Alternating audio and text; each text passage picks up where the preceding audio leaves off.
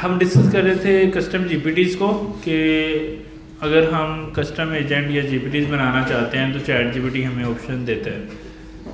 उसको हमने एक्सप्लोर किया था कि बहुत सारे लोगों ने पहले से बना के भी रखे हुए हैं, हम भी अपने एजेंट जो है बना सकते हैं। और ये सबसे ईजीएस्ट है कि आप अपना प्राइवेट डाटा कस्टम एजेंट को देते हो और उसके आप पूरे एंट्री पॉइंट क्वेश्चन भी बना सकते हो, मतलब स्टार्ट कहाँ से होना है और उसमें बाकी सारी चीज़ें भी डाल सकते हो।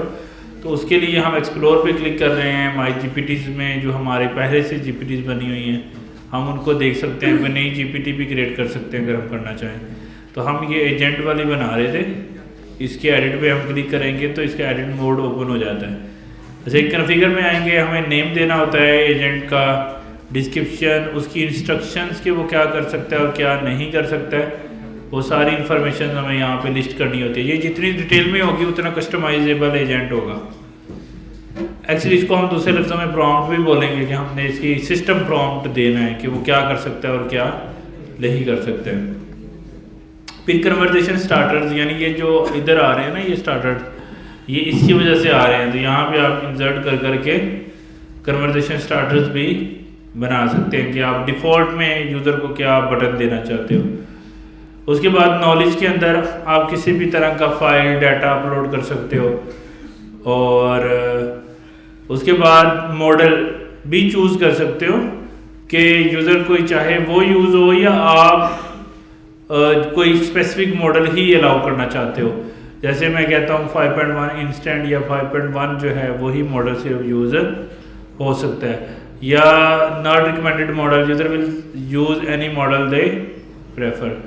तो कोई भी मॉडल आप रिकमेंड नहीं करना चाह रहे, या फिर आप मॉडल रिकमेंड करना चाह रहे हो तो आप वो मॉडल भी रिकमेंड तो हो सकता है ना कि आपके डाटा के ऊपर कोई एक स्पेसिफिक मॉडल अच्छा परफॉर्म कर रहा है, तो इस वजह से उन्होंने ये मॉडल की सिलेक्शन यहाँ पे दी हुई है कि आप अपनी मर्जी से मॉडल सेलेक्ट कर सकते हो। लेकिन जो सबसे ज़्यादा इंपॉर्टेंट पार्ट है ये नॉलेज है कि आप यहाँ पे अपनी मर्जी से नॉलेज की फाइलें जो उनकी मर्जी पूरी बुक अपलोड कर सकते हो, किसी कंपनी का प्राइवेट एक्सेल डाटा अपलोड कर सकते हो। जो भी आप अपलोड करोगे यूज़र उसके बारे में बातें कर सकता है। और ये इम्पोर्टेंट है कि आपकी कंपनी है, आप चाहते हो कि मेरे पास 50 डॉक्यूमेंट हैं, उन डॉक्यूमेंट में भी मैं यूज़र से क्वेश्चन आंसर कर सके, तो आप उसके 50 के ये बना लो, मतलब 50 डॉक्यूमेंट आप इधर नॉलेज में अपलोड कर दो फाइल्स, तो आपका एक डाटा स्ट्रीम बन जाएगा। उसमें से यूज़र कोई भी बातें पूछे तो वो आंसर देगा जो भी आप पूछना चाह रहे हो उसके अंदर। और फिर ये कुछ कैपेबिलिटीज़ हैं कि आप अपने एजेंट को वेब सर्च अलाउ करना चाह रहे हो या नहीं, मतलब आपका एजेंट फिर इंटरनेट से सर्चिंग नहीं करेगा अगर आप वेब सर्च को बंद कर दोगे। इसी तरह आप कैनवास अलाउ करना चाह रहे हो, इमेज जनरेशन अपने एजेंट में करना चाह रहे हो या नहीं। अगर ये नहीं यूज़र कहेगा मुझे ये इमेज बना दो, तो आपका एजेंट बना के दे या ना दे, ये वाली कैपेबिलिटी है। तो ये कुछ एक्स्ट्रा कैपेबिलिटीज़ हैं, इंटरनेट से सर्च करना, कैनवास में, इमेज जनरेशन में, कोड को वो अंडरस्टैंड कर सकता है या नहीं, तो ये आपने अलाउ करनी है या नहीं करनी, ये आप हमारे पास एज अ सेटिंग है। अच्छा, ये कुछ सेटिंग्स हैं, यानी इसमें अगर मोस्ट इम्पोर्टेंट देखें तो 3 है। एक इंस्ट्रक्शन यानी सिस्टम प्रॉम्प्ट, क्या आपने क्या आपका एजेंट कर सकता है और क्या नहीं कर सकता है, ये इन्फॉर्मेशन जो है हमें डिफाइन करना ज़रूरी होता है किसी भी एजेंट को बनाने के लिए। इवन आप किसी भी तरीके से एजेंट बना रहे हैं तो इन चीज़ों को हमें डिफाइन करना ज़रूरी है। तो अगर हम अपनी पुराने वाली फाइल में जाते हैं जिसमें हमने टेक्निकली एक एजेंट को बनाने के बारे में डिस्कशन की थी, तो उसके अंदर हमने LLM, यानी यहाँ पे हमारे पास मॉडल आ रहा है ना कि हमने कौन सा यूज़ करना है। यहाँ पे LLM मतलब ये मॉडल, ये कौन सा मॉडल यूज़ करना है, तो ये कंपोनेंट हम इसमें ऐड कर रहे हैं। फिर हमारे पास दूसरी ऑप्शन है कि हमने यहाँ पे दूसरा इसमें और क्या ऑप्शन है कि हम टूल कॉल कर सकते हैं। टूल कॉल मतलब हम API कॉल कर सकते हैं।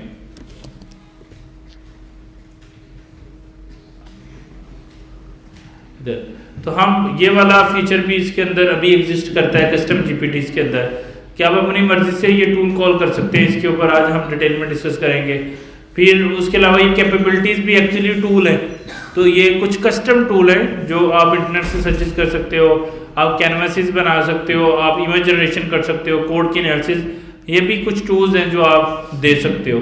तो ये वाली फैसिलिटी भी इसके अंदर है। फिर ये जो वेक्टर स्टोर था, वेक्टर स्टोर में हमने बहुत सारी साइंस समझी थी कि LLM के पास इंफॉर्मेशन नहीं होती है, हम अपनी कस्टम डाटा भी दे सकते हैं किसको, एजेंट को, एज एन वेक्टर स्टोर। तो ये अगर यहाँ पे जो फाइलें हम अपलोड कर रहे हैं ना, ये क्या है, यहाँ का नॉलेज या वेक्टर स्टोर, ये एक तरह वेक्टर स्टोर।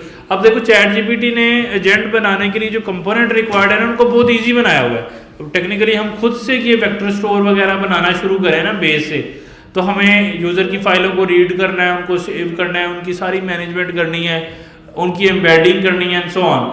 अब ये क्या कह रहा है, मुझे फाइलें दे दो, अंदर की सारी साइंस मैं खुद से हैंडल कर लूँगा, क्योंकि ये एक रैपर है, उसने ईजी बनाया हुआ है एजेंट को बनाना या जीपीटी को बनाना। इसके अलावा हमारे पास यहाँ पे प्रॉम्प्ट का ऑप्शन है कि आप अपनी मर्जी से कुछ भी प्रॉम्प्ट दे सकते हो एजेंट के अंदर। ये प्रॉम्प्ट है, एक्चुअली इंस्ट्रक्शन जो है वो प्रॉम्प्ट होता है। प्रॉम्प्ट टेक्निकली इंस्ट्रक्शंस ही होती हैं कि आपने उसको इंस्ट्रक्शन बोल लो या प्रॉम्प्ट बोल लो, लॉजिकल बात तो एक ही है ना कि आप एजेंट को बोल रहे हो कि आप ये कर सकते हो और ये आप नहीं कर सकते, या ये मैं आपसे करवाना चाह रहा हूँ। तो कुछ यूज़र भी प्रॉम्प्ट लिखते हैं, जैसे हम चैट जीपीटी में जाए कुछ सर्च करते हैं तो हम प्रॉम्प्ट लिख रहे होते हैं, और कुछ हम एज अ सिस्टम यानी एज अ जिस जो डेवलपर है एजेंट का वो भी प्रॉम्प्ट लिख सकता है, उसको हम सिस्टम प्रॉम्प्ट बोलते हैं। तो ये टेक्निकली हमने इंस्ट्रक्शन या सिस्टम प्रॉम्प्ट जो है वो डिफाइन किया है। अच्छा, उसके बाद यूज़र की क्यूरी भी इसके अंदर है कि आप ये एक एजेंट है तो यहाँ से यूज़र कोई भी क्यूरी इसको कर सकता है, जैसे शो मी माई अवेलेबल लीव बैलेंस, तो ये कर सकता है। अब चूंकि हमने 5.1 किया था ना इस मॉडल को, तो अब यहाँ पे बाय डिफ़ॉल्ट क्या सिलेक्ट हो गया, 5.1 हो गया सिलेक्ट, तो वो उसको सर्च करके आउटपुट देगा। तो इसके अंदर हमारे पास टेक्निकली यूज़र की क्यूरी भी ऑप्शन जो है वो अवेलेबल है। अच्छा, अब कुछ चीज़ें इसके अंदर अवेलेबल नहीं है, जैसे हम गार्ड रेल नहीं लगा पा रहे, जैसे हम सब एजेंट नहीं बना पा रहे, जैसे हम MCP सर्वर्स इसके साथ कनेक्ट नहीं कर सकते, इसकी ट्रेसिंग करना हमारे लिए मुश्किल है, स्टेट मैनेज करना, प्लानिंग के फीचर इसमें डालना, मेमोरी सम एक्सटेंड जो बाय डिफ़ॉल्ट चैट जीपीटी की होती है एक थ्रेड के अंदर वो ये देगा, तो उसकी कस्टमाइजेशन हमारे पास नहीं है। तो स्टिल एक एजेंट को बनाने के लिए जिसमें ये सारे फीचर्स हमें रिक्वायर्ड है, वो अच्छा एजेंट हम बगैर कस्टमाइजेशन ओनली सिर्फ कस्टम जीपीटी के साथ बनाना हमारे लिए मुश्किल नहीं है, क्योंकि इधर जितने ऑप्शंस अवेलेबल हैं हमने सारे देखे हैं। तो ये सारे कंपोनेंट एक एजेंट बनाने के लिए जो रिक्वायर्ड होते हैं ये प्रोवाइडर नहीं कर रहा है, लिमिटेड कर रहा है। लेकिन जो लिमिटेड कर रहा है वो समझो 80% ऑफ द प्रॉब्लम सॉल्व कर रहा है। ज़्यादातर क्या होता है, हम कस्टम एजेंट क्यों बनाते हैं, हम अपने किसी प्राइवेट डाटा में से क्वेश्चन आंसर करना चाहते हैं, तो ये वेक्टर स्टोर का तो अपॉर्चुनिटी दे रहा है और बहुत आसान तरीके से दे रहा है। फाइलें अटैच करो, अपलोड फाइल्स, तो दैट्स डन। फिर आप उन फाइलों के बारे में यूज़र उन फाइलों के बारे में क्वेश्चन कर सकता है, कुछ भी पूछेगा तो फाइलों से, अगर LLM को नहीं भी पता तो वो जो फाइलें हमने अपलोड की हैं वहाँ से आंसर ढूंढ के देगा। तो विच इज़ गुड कि आपको कुछ भी नहीं करना पड़ रहा, आप उसको फाइलें दे रहे हैं और काम हो रहा है। तो ये एक फास्टर प्रोसेस है। उसके अलावा लेकिन स्टिल एक अच्छे वाला कम्प्लेक्स एजेंट बनाने के लिए कस्टम जीपीटी ही सिर्फ ओनली सोल्यूशन नहीं है। लेकिन अगर बहुत फास्ट बनाना है, यानी फ्यू मिनट्स में एक एजेंट रेडी करना है, मतलब किसी को डेमो देना है, यार कोई अपना प्राइवेट डाटा भेजता है और उसको आप डेमो देना चाहते हो, वो कहे यार AI मैंने सुना है कि फाइल में से कोई क्वेश्चन पूछें तो आंसर करता है, या मेरे लिए सपोर्ट एजेंट बनाओ, ये फ्रीक्वेंटली आस्क मेरे क्वेश्चन है, इसके बारे में कुछ भी पूछूं तो मुझे एजेंट गाइड करे सारे स्टेप्स को लेके। तो आप इसको अपलोड करके 5 मिनट में उसको दे सकते हो कि आप इसको टेस्ट कर लो।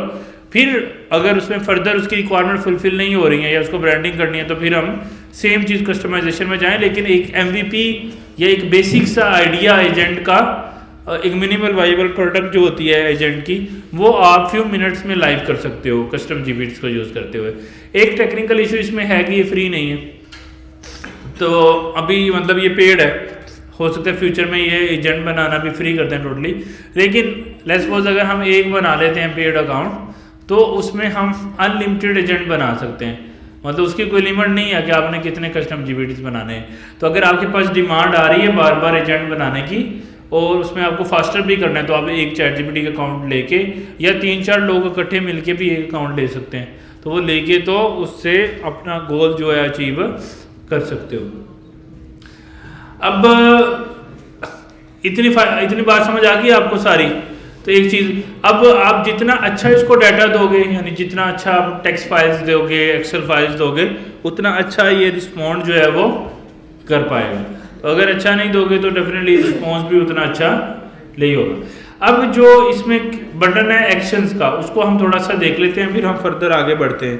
एक्शंस के अंदर हमारे पास ऑप्शन है कि आप यहाँ पे कोई भी स्कीमा दे सकते हो। जैसे आप वो बाय डिफ़ॉल्ट कुछ स्कीमाज यहाँ पे दे रहे हैं, जैसे वेदर का स्कीमा, कि अगर आप चाह रहे हो कि आपका एजेंट इंटरनेट से वेदर की इंफॉर्मेशन को गेट करके लेके आए एज अ टूल कॉल क्या होती है, हमने लास्ट टाइम डिस्कस भी किया था।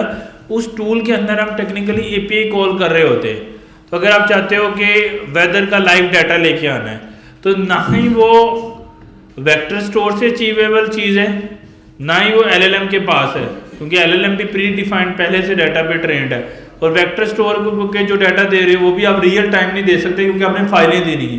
तो अगर आप रियल टाइम क्रिकेट के मैच का स्कोर लेना चाहते हो, रियल टाइम वेदर की इंफॉर्मेशन लेना चाहते हो, रियल टाइम कोई न्यूज़ गेट करना चाहते हो, तो आपको टूल कॉल करना पड़ता है।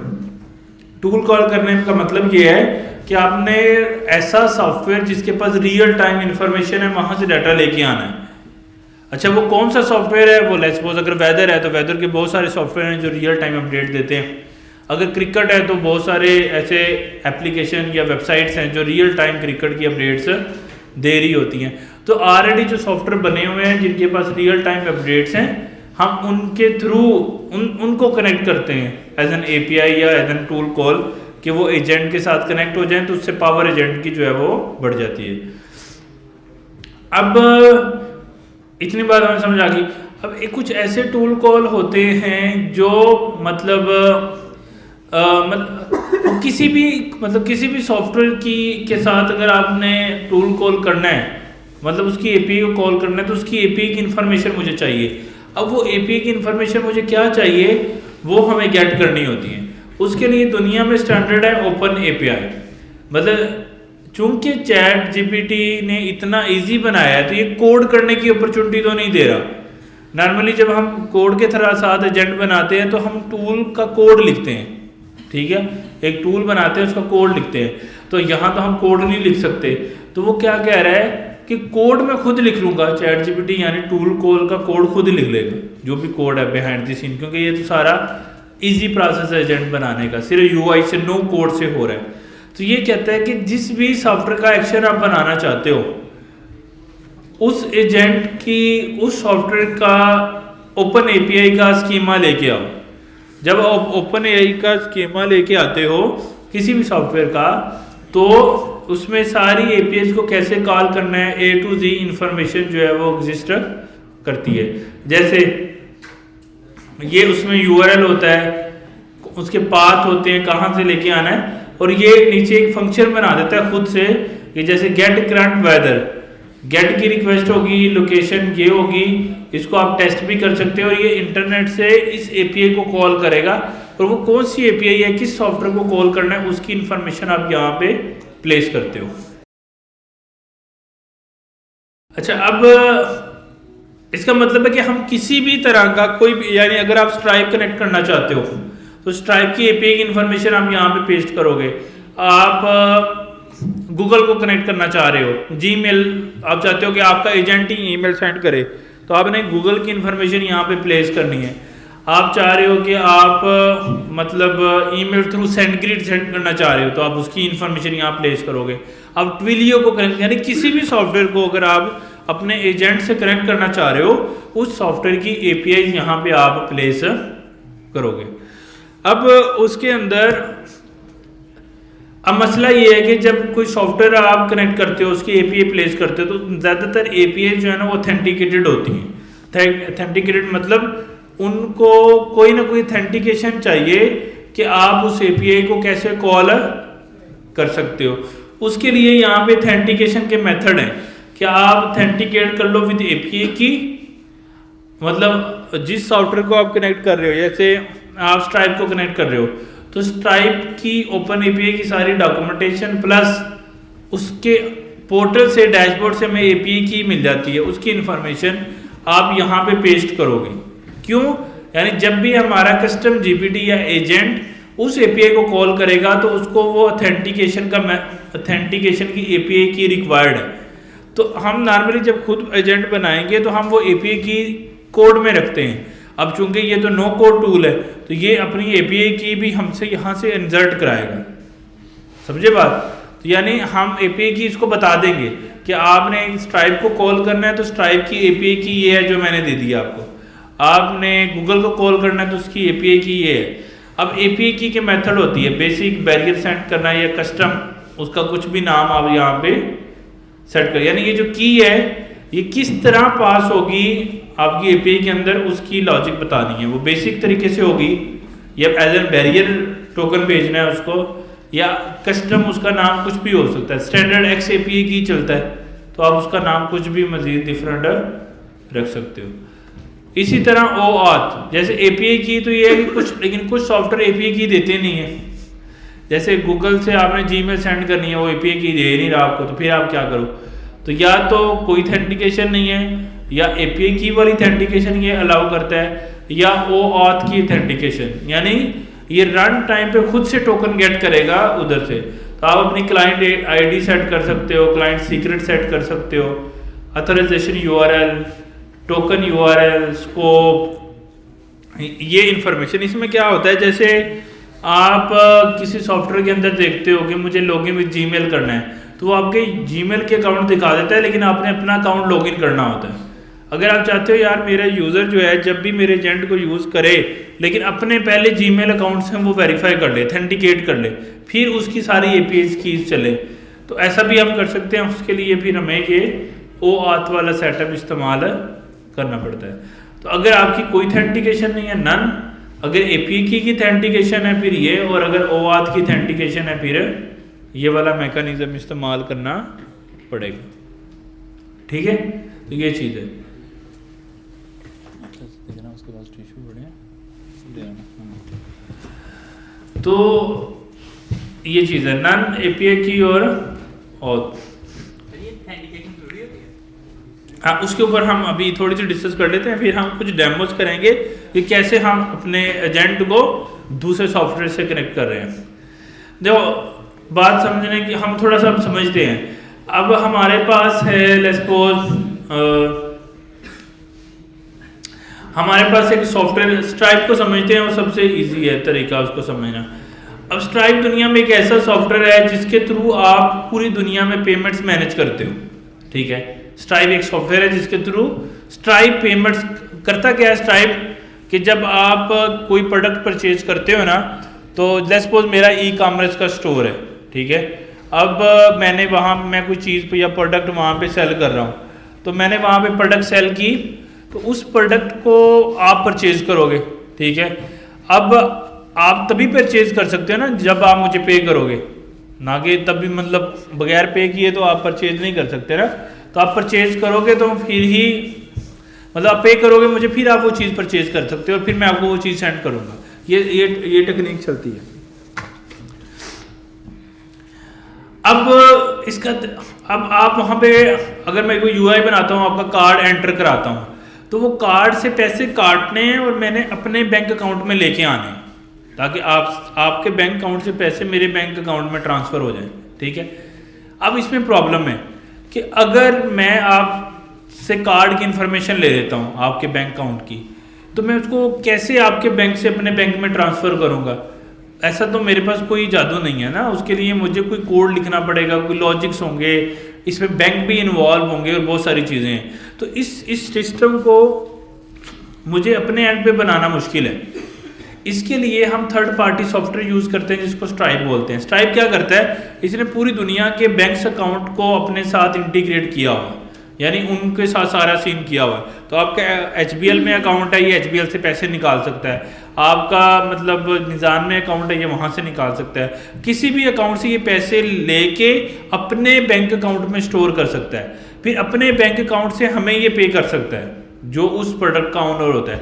यानी मैंने अपने 10 यूज़र से पैसे इकट्ठे किए हैं, तो ये अपने पास ले लेगा वो 10 यूज़र के पैसे, वो फिर मुझे दे देगा।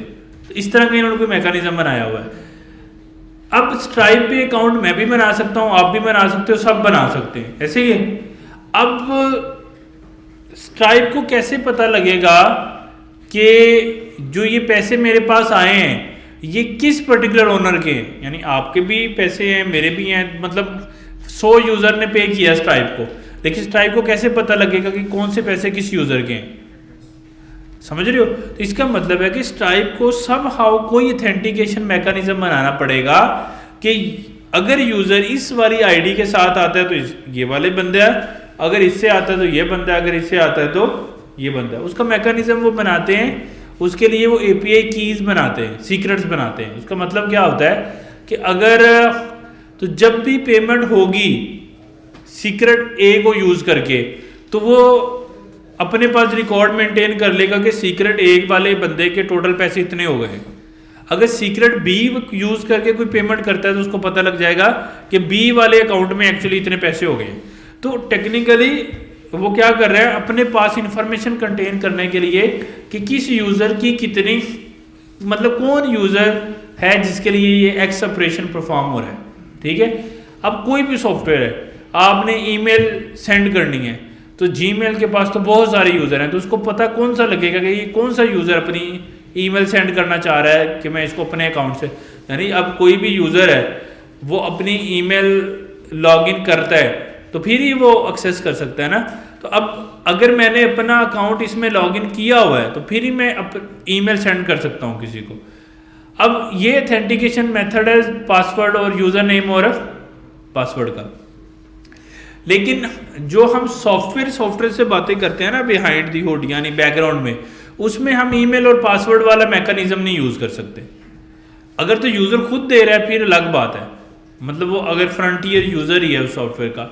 लेकिन अगर आप बैकग्राउंड में, जैसे हम एक एजेंट बना रहे हैं, हमारा एजेंट स्ट्राइप को एक्सेस करना चाह रहा है, तो वहाँ हम उसका ईमेल पासवर्ड के साथ उसको ऑथेंटिकेशन मेथड नहीं यूज़ कर सकते। यानी जब दो सॉफ्टवेयर आपस में बातें करते हैं ना, जब यूज़र सॉफ्टवेयर से बातें करता है फिर वो ईमेल पासवर्ड देता है, लेकिन अगर सॉफ्टवेयर से बात करता है तो ईमेल पासवर्ड वाला मैकेनिज्म नहीं चलता, क्योंकि ईमेल पासवर्ड क्या होगा, वो तो कोई यूज़र का होता है ना, तो यूज़र तो है ही नहीं। तो उसके लिए वो क्या कहता है, कोई भी सॉफ्टवेयर, स्ट्राइप या कोई भी सॉफ्टवेयर, वो कहता है कि आप अपना अकाउंट लॉगिन करो और उस अकाउंट में से एक API की जनरेट कर लो। यानी वो एक सीक्रेट होता है। सीक्रेट से मुराद ये है कि उसमें मतलब कुछ भी यहाँ पे इस तरह करके करैक्टर होते हैं, ये सीक्रेट बन गया, जो नज़र में नहीं आ रही है API की टेक्निकली। अब ये जो सीक्रेट मैंने या API की यहाँ पे डाली है, इसको मैं कहीं पे भी शेयर, मतलब टेक्निकली जिसके पास ये की चली गई ना वो मेरे अकाउंट को एक्सेस कर सकता है। तो ये समझो ईमेल पासवर्ड के अगेंस्ट ये की है। जो बंदा, मतलब मैं एज एन ईमेल पासवर्ड के साथ जो काम कर सकता हूँ ना, वो सेम काम मैं इस API की से भी कर सकता हूँ। तो हर सॉफ्टवेयर के अंदर या आप उस सॉफ्टवेयर को API की से चला सकते हो ऑथेंटिकेट करके, या फिर आप ईमेल पासवर्ड से चला सकते हो। अगर आप उसको as an end user test कर रहे हो तो आप ईमेल पासवर्ड दोगे, लेकिन अगर आप उसको किसी सॉफ्टवेयर के थ्रू ऑटोमेट करना चाह रहे हो तो आप API की दोगे। ये दुनिया में स्टैंडर्ड है, ये इसी तरह ही चलता है। ठीक है, तो जब भी किसी भी थर्ड पार्टी सॉफ्टवेयर को हमने कनेक्ट करना है तो हमें उसकी ऑथेंटिकेशन करनी पड़ती है। वो क्यों? क्योंकि उस सॉफ्टवेयर के ऊपर तो बहुत सारे यूज़र हैं, उसको क्या पता लगेगा कि ये कौन सा यूज़र है जिसकी ये रिक्वेस्ट आई है। तो उसको ऑथेंटिकेट करने के लिए फिर API की का सहारा लेना पड़ता है। ठीक है, हाँ जी, वो अभी उसके ऊपर ही आ रहे थे हम नेक्स्ट। तो दो तरीके, या API की और दूसरा OAuth। API की मतलब जो सॉफ्टवेयर API की अलाउ नहीं करते हैं, कुछ सॉफ्टवेयर हैं वो API की को सिक्योर नहीं समझते हैं, वो कहते हैं सिक्योर तरीका नहीं है, हम अलाउ नहीं करेंगे। तो आप फिर वहाँ पे API की नहीं लगा सकते, तो वहाँ पे हमें फिर क्या लगाना पड़ता है, OAuth। कि मतलब देखो, अगर मैंने अपनी गूगल ड्राइव के ऊपर, आप यूज़र के गूगल ड्राइव पे कुछ पेस्ट करना चाह रहे हो, तो गूगल अलाउ नहीं करेगा कि आप किसी के भी गूगल ड्राइव पे कुछ भी, यानी इसका मतलब आपको सब यूज़र की गूगल ड्राइव की एक्सेस मिल गई। आप अपने गूगल ड्राइव के साथ तो प्ले कर सकते हो, किसी दूसरे गूगल ड्राइव के साथ तो नहीं कर सकते ना। इसके लिए उसको खुद से पहले क्या करना पड़ेगा, लॉगिन करना पड़ेगा, लॉगिन विद गूगल, कि यानी मैं एज अ यूज़र ये एजेंट इस्तेमाल कर रहा हूँ, मैं इसको अपने गूगल की अकाउंट देने के लिए तैयार हूँ, मैं अलाउ करता हूँ, आप मेरे अकाउंट की एक्सेस दे दो इस एजेंट को, फिर वो होगा, अदरवाइज वो नहीं होगा। उस केस के लिए फिर हम OAuth यूज़ करते हैं, जिसमें हमने एंड यूज़र से परमिशन लेनी हो कि आपका ये पर्टिकुलर अकाउंट हम एक्सेस करना चाह रहे हैं। अगर आपने सिंगल एक अकाउंट से यूज़ करना है, फिर आप API की इस्तेमाल कर सकते हो। अगर आप यूज़र्स के बिहाफ पे यूज़र्स के अकाउंट भी एक्सेस करना चाह रहे हो तो फिर OAuth करना पड़ता है हमें। जैसे गूगल विद लॉगिन है, लॉगिन विद जीमेल है, तो ये तो हर यूज़र का अपना जीमेल अकाउंट हम एक्सेस करते हैं ना, तो इसलिए वो देखो वो मॉडल आता है वहाँ पे कि आप अपना अकाउंट इससे लॉगिन करो। अगर आप ये नहीं करना चाह रहे तो फिर उसमें इशू नहीं है। अगर आप मतलब अगर एक ही जैसे स्ट्राइप है, अगर आप एज एन एंड यूज़र सिर्फ एक ही अकाउंट में सारी ट्रांजैक्शन करना चाह रहे हो तो API की चलेगी। अगर हर एक स्पेसिफिक अकाउंट को एक्सेस करना चाह रहे तो OAuth चलेगा। OAuth वाले कॉम्प्लिकेटेड सेटअप है थोड़ा, वो गूगल के केसेस में ज़्यादा यूज़ होता है। ज़्यादातर 90% ऑफ द केसेस में API की वाला स्टैंडर्ड चल जाता है जो ईजी है। यानी अगर आपने फ़ोन नंबर पे मैसेज सेंड करना है तो आप ट्विलियो को यूज़ करोगे तो ट्विलियो आपको API की दे देगा।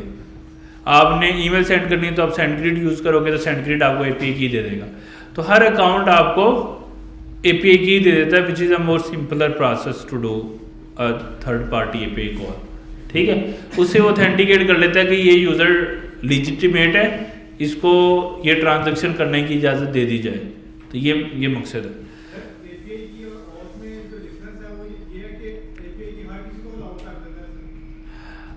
API के अंदर क्या प्रोसेस है कि फॉर एग्जांपल अगर आप चाहते हो कोई ऐसा सॉफ्टवेयर है जिसमें यूज़र का कोई प्राइवेट डाटा एक्सेस नहीं हो रहा, यानी लेट्स सपोज मैं ईमेल सेंड करना चाह रहा हूँ, अब मैं ईमेल अपने बिहाफ पे करना चाह रहा हूँ, मैं अपना एक सिंगल अकाउंट यूज़ करना चाह रहा हूँ लाखों लोगों को ईमेल्स करने के लिए, तो अब यूज़र की तो मैं कोई प्राइवेट इंफॉर्मेशन एक्सेस नहीं कर रहा ना, तो उस केस में क्या होगा API की।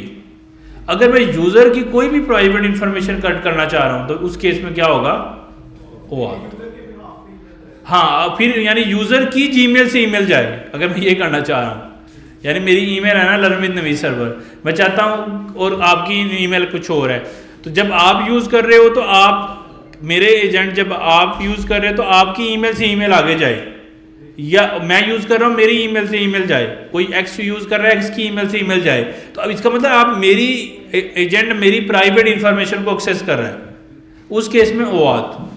अगर एजेंट मैं कहता हूँ कि यार ये हार्ड कोडेड ईमेल है x@gmail.com, अब हमेशा कहाँ से ईमेल जानी है, x@gmail.com। अब यूज़र का कोई प्राइवेट इंफॉर्मेशन हम ले रहे हैं नहीं, तो हम यूज़र से फिर एक्सेंट उसकी हम वो भी नहीं लेंगे।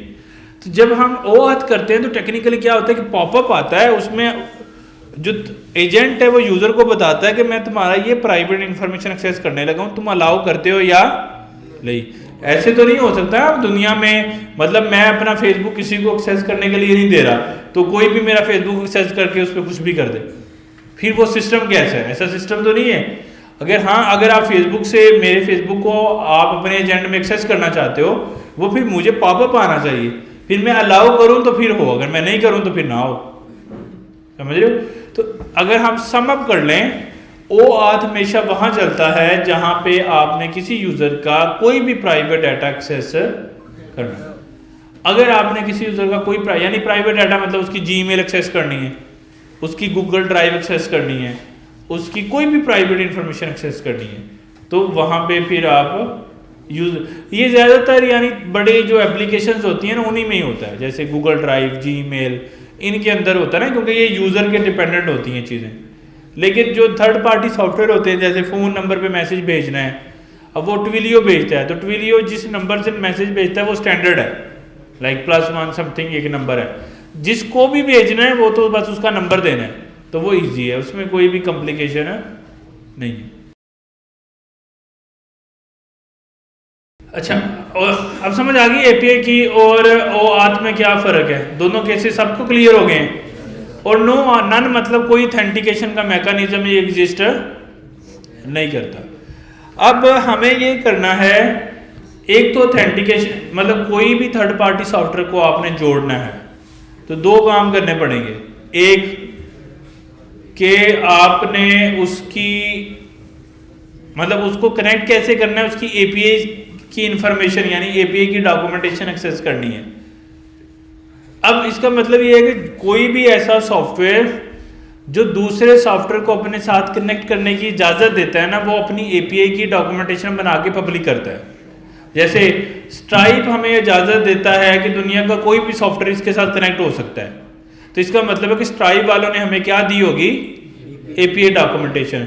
तो अगर हम स्ट्राइप लिखेंगे ना, स्ट्राइप एपीआई डॉक्स, तो उसकी ये वाली सारी डॉक्स जो हैं वो आ जाएंगी कि ये बेस यूआरएल है, ये ऑथेंटिकेशन कैसे करनी है। अब देखो ना, स्ट्राइप को भी ऑथेंटिकेशन चाहिए ना, मतलब कोई भी सॉफ्टवेयर अगर स्ट्राइप से बात करेगा तो उसको ऑथेंटिकेट होना चाहिए ना कि किस यूजर के साथ बात करनी है। तो यहाँ पे ये देखो क्या आ रहा है, एपीआई की। अब वो एपीआई की कहाँ से बनानी है वो ये प्रोसेस बता रहा है। तो हर सॉफ्टवेयर अगर वो अपनी एपीआई ऑफर करता है, यानी वो चाहता है कि कोई दूसरा सॉफ्टवेयर उससे बात कर सके, तो वो अपनी एपीआई जो है वो प्रोवाइड करता है। वो अपनी एपीआई जो है वो प्रोवाइड करता है। और एपीआई प्रोवाइड करने के लिए मतलब वो डॉक्यूमेंटेशन एपीआई की प्रोवाइड करता है। जैसे कहने का मकसद ये है, फॉर एग्जाम्पल हम थोड़ा सा नीचे जाएं तो यहाँ पे जैसे आपने कोई कस्टमर क्रिएट करना है या आपने यूजर का बैलेंस चेक करना है, तो एपीआई क्या है, v1/बैलेंस, कि किसी यूजर के पास कितना बैलेंस एग्जिस्ट करता है, अगर ये इंफॉर्मेशन लेनी है। अगर आपने ये चेक करना है कोई कस्टमर, हमारे सिस्टम के अंदर कितने कस्टमर हैं वो गेट करने हैं, तो ये करना है। अगर कोई कस्टमर डिलीट करना है, कोई कस्टमर गेट करना है, कोई कस्टमर क्रिएट करना है, उसके सारी डिटेल उन्होंने यहाँ पे डाली है और उसको करने के लिए क्या क्या चीज़ें रिक्वायर्ड है वो सारी इंफॉर्मेशन दी हुई है। तो इसका मतलब ये है कि कोई भी सॉफ्टवेयर अगर वो एपीआई अपनी अलाउ करता है तो वो उसको, अब क्वेश्चन ये है कि कोई सॉफ्टवेयर अपनी एपीआई क्यों देता है, क्योंकि वो होलसेल बिजनेस कर रहा है। दुनिया में दो तरह के बिजनेस होते हैं, या तीन तरह से काम होता है। एक एक्चुअली जो लोग प्रोडक्ट बना रहे होते हैं, एक जो होलसेल करते हैं, और एक जो एक्चुअल में एंड कंज्यूमर के साथ उस चीज़ को सेल करते हैं। स्ट्राइप एक्चुअली होलसेल बिजनेस में है।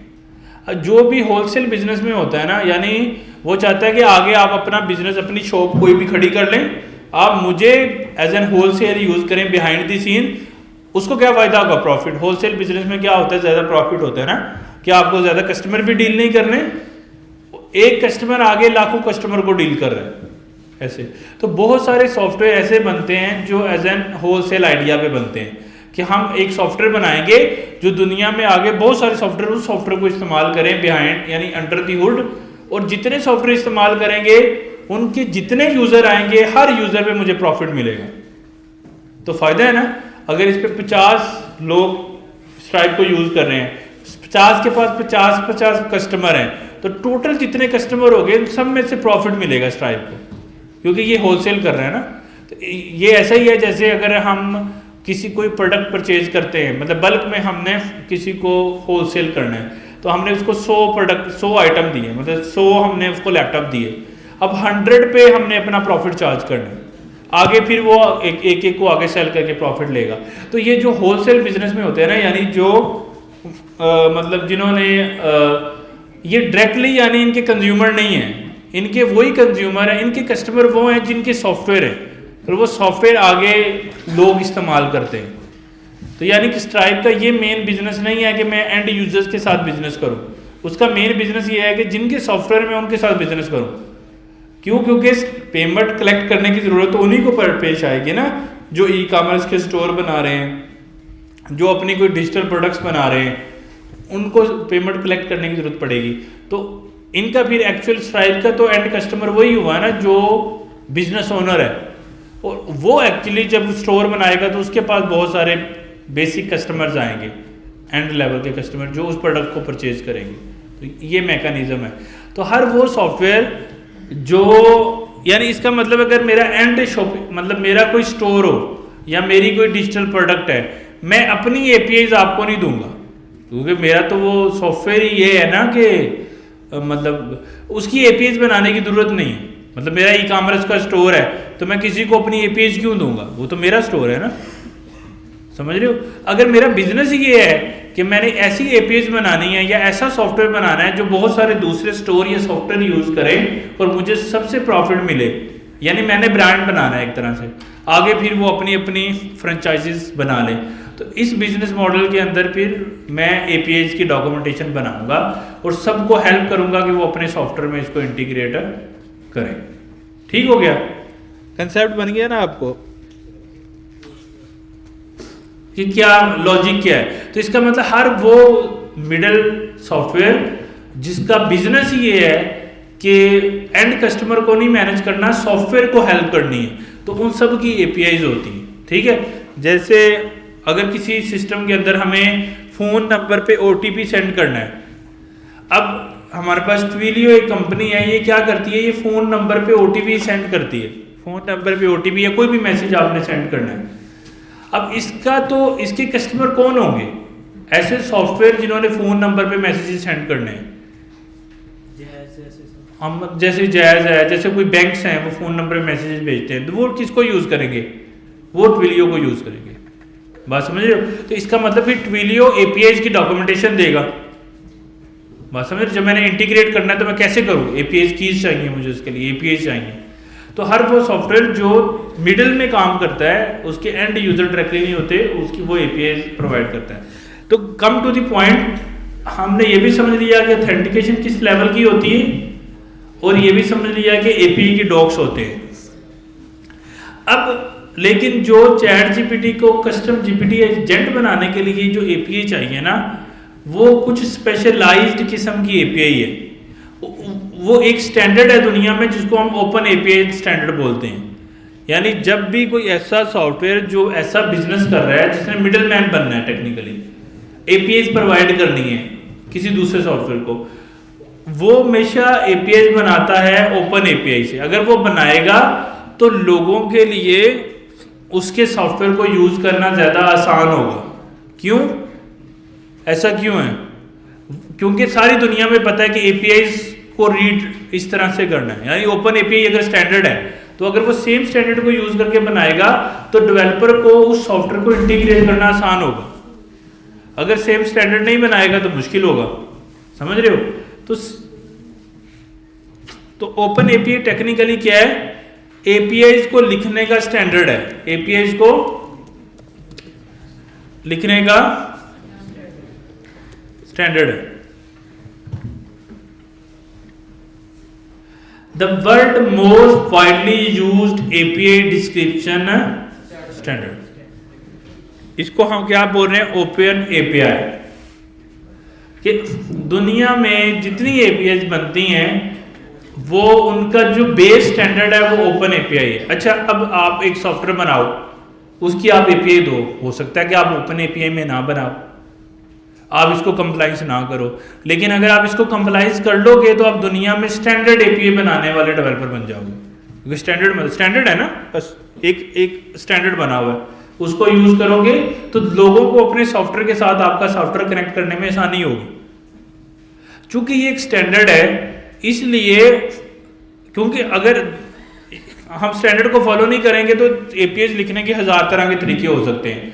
तो फिर क्या होता, यहाँ चैट जीपीटी जैसे ऑथेंटिकेशन के तरीके हैं ना, नन एपीआई की OAuth, ऐसे एपीआई की इंफॉर्मेशन लेने के लिए भी वो ड्रॉप डाउन देता कि किस तरीके की एपीआई दे रहे हो तुम मुझे।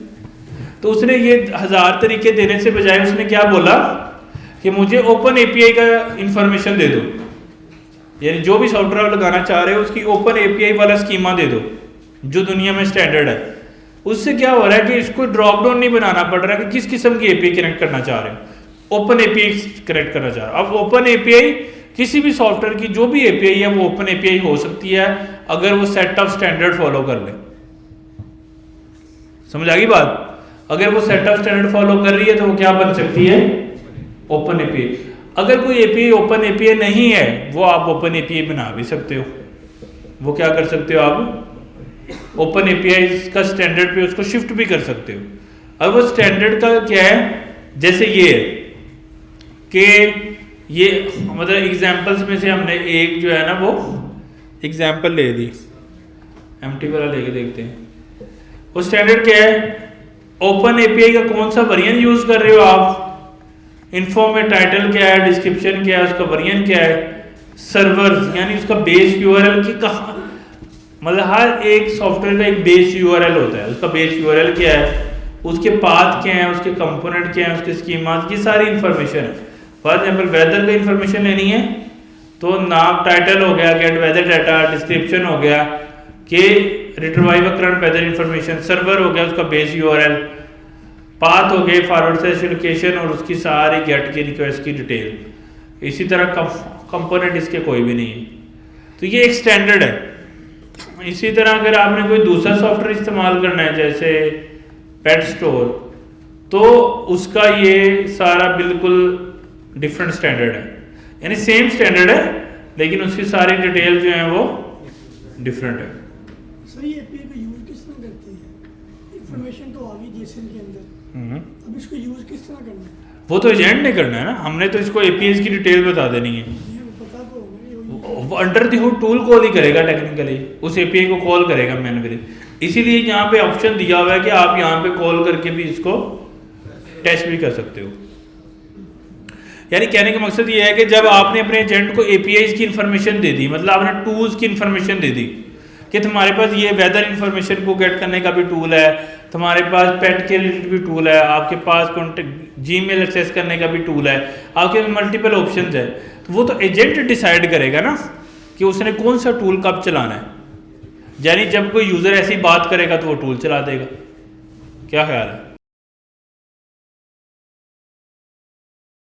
तो अब हम देखते हैं कि हमने इसके अंदर अपने एजेंट के अंदर कोई ऐसी चीज हम डालने की कोशिश करें। अब चूंकि हम हमारे पास या तो हम किसी रियल एपीआई को कनेक्ट करें, नहीं तो फिर क्या होता है बहुत सारे लोगों ने डमी एपीआई बनाई हुई हैं, हम उन डमी एपीआई को भी यूज कर सकते हैं। जैसे एक हमारे पास डमी एपीआई है डमी जेसन के नाम से। ये डमी एपीआई क्या करती है, ये इसमें मल्टीपल ऑप्शन है, आप प्रोडक्ट कर सकते हो, यूजर कर सकते हो, टू डूज क्रिएट कर सकते हो, कमेंट्स होते हैं, मल्टीपल ऑप्शंस है इसके अंदर। तो अगर हम टू डूज को देखें कि हम ये टू डूज जो है ना वो करना चाहते हैं, तो ये टू डूज की डॉक्यूमेंटेशन है। ये टू डूज आप गेट कर सकते हो, टू डूज अपडेट कर सकते हो, रैंडम टू डूज जनरेट कर सकते हो, ये सारी इंफॉर्मेशन है टू डूज के रिलेटेड ना। जावास्क्रिप्ट में अभी, लेकिन हम ये अब इसका ओपन एपीआई का कोई स्टैंडर्ड यहाँ पे अवेलेबल नहीं है, तो अब यहाँ से कॉपी कर लेते हैं। मैं अभी बताने लगा हूँ कि इसको ओपन एपीआई की स्टैंडर्ड में कैसे कन्वर्ट करें। तो यानी एक डेवलपर ने बनाई एपीआई लेकिन उसने ओपन एपीआई में का कोई डॉक्यूमेंटेशन के स्टैंडर्ड बना के नहीं दिया हमें।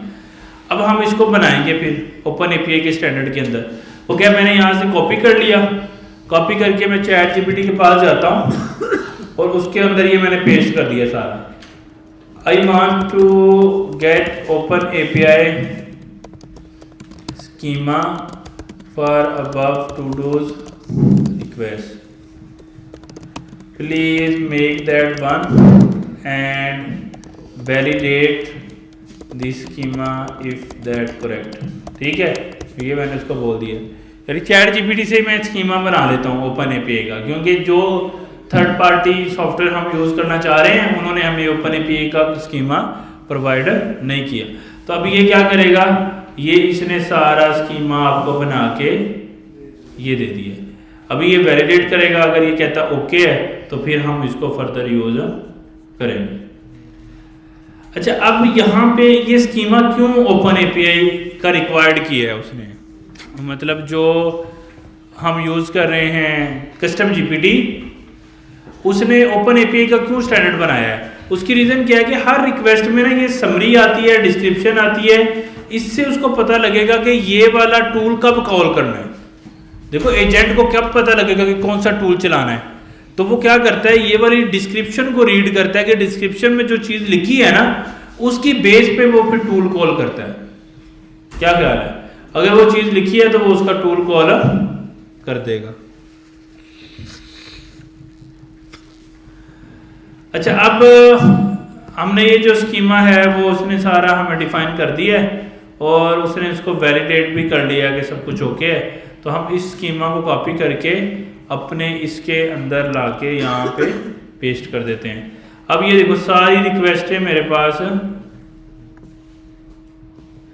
आ गई हैं और ये कुछ एरर भी आए हैं, ये हम भेज देते हैं दोबारा जीपीटी को। तो लेट्स ठीक है वो क्या कहता है।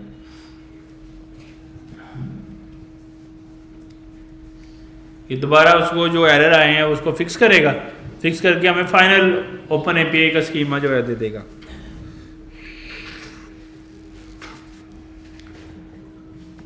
यार अब इसको हम दोबारा पेस्ट कर देते हैं यहाँ पे।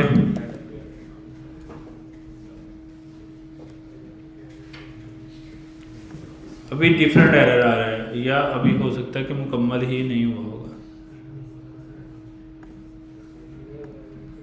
हो गया था, एक दफ़ा अगेन रिप्लेस करके देखते हैं, माइट भी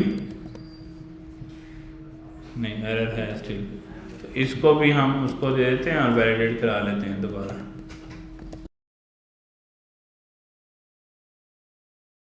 अभी ये सारा स्कीमा जो है वो बना रहा है एपीआईज़ का, चीज़ों का, यानी जितनी सॉफ्टवेयर ने हमें डिटेल दी थी उतनी हमने डिटेल रखी है और बाकी जो है हमने, अब कोई एरर नहीं आया मल्टीपल टाइप। अब ये क्या क्या कर सकता है, ये जो हमने स्कीमा पेस्ट की है, ये सारे टू डूज गेट कर सकता है, किसी टू डू को बाय आईडी गेट कर सकता है, किसी टू डू को अपडेट कर सकता है, पैच कर सकता है, डिलीट कर सकता है, रैंडम टू डू गेट कर सकता है, किसी यूजर आईडी के अगेंस्ट टू डू ऐड कर सकता है और नया टू डू ऐड, ये सारी एबिलिटीज हैं। अब टेक्निकली ये टू डूज कहाँ पे ऐड होंगे? इस डमी जेसन वाली वेबसाइट के अंदर सारे टू डू कहाँ ऐड होंगे? इस डमी टू डूज के अंदर। लेकिन ये करेगा कौन? हमारा एजेंट। तो डमी में हम क्यों यूज कर रहे हैं? क्योंकि हम रियल वाला तो फिर हमें सारा सीन चलाना पड़ेगा ना, तो हम टेक्निकली डमी वाला प्रैक्टिस करने के लिए कर रहे हैं। तो होगा ये, जब भी मैं कहूंगा कि मेरा कोई टू डू क्रिएट करो तो वो उस टू डू को क्रिएट कर देगा। जब भी मैं कहूंगा कि मेरा कोई टू डू क्रिएट करो तो वो उसको क्या कर देगा? क्रिएट कर देगा। मैं जब उनको गेट करो तो वो गेट कर लाएगा। लेकिन ये टू डूज यहाँ पे सेव नहीं हो रहे, ये कहाँ हो रहे हैं? डमी जैसे, यानी दूसरे सॉफ्टवेयर में हो रहे हैं जाके सेव। तो उसका फायदा क्या होगा कि हम यूजर को एबिलिटी दे रहे हैं कि तुम अपने नोट्स बना लो और अपने वो नोट कभी भी एक्सेस कर लेना। क्योंकि इसको हम एजेंट के अंदर नहीं रख सकते ना कि यूजर अपने नोट्स बनाना चाह रहा है, वो एजेंट के अंदर थोड़ी रखेंगे। एजेंट का काम नोट्स बनाना थोड़ी है, नोट्स बनाना तो नोट्स वाले सॉफ्टवेयर का काम है। तो वो नोट्स जो है वो नोट्स वाले सॉफ्टवेयर में स्टोर होंगे, लेकिन एजेंट उन नोट्स को एक्सेस कर सकता है, रीड कर सकता है, अपडेट कर सकता है। अब हम कुछ भी एक्सेस अगर करना चाहते हैं तो हम उस टूल कॉल को करके, यानी टेस्ट का बटन यहाँ दिया हुआ है, चेक कर सकते हैं। जैसे गेट ऑल टू डू, तो वो उसको कॉल करेगा, वो कह रहा है कि मैं ये करने लगा हूँ, तो मैं अलो एक दफ़ा करना है, ऑलवेज करना है या डिक्लाइन।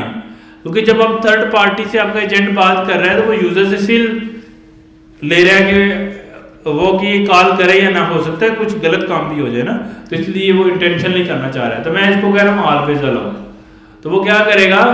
उसको कॉल करने के बाद इंफॉर्मेशन ला के हमें देगा। तो ये उसने कॉल किया डमी जेसन को और उसने एक टू डू ला के दिया, do something nice someone you care about, memorize a poem, watch a classic movie, watch a documentary, invest in crypto currency. यानी उसने मल्टीपल टू डूज जो है हमें ला के दे दिए।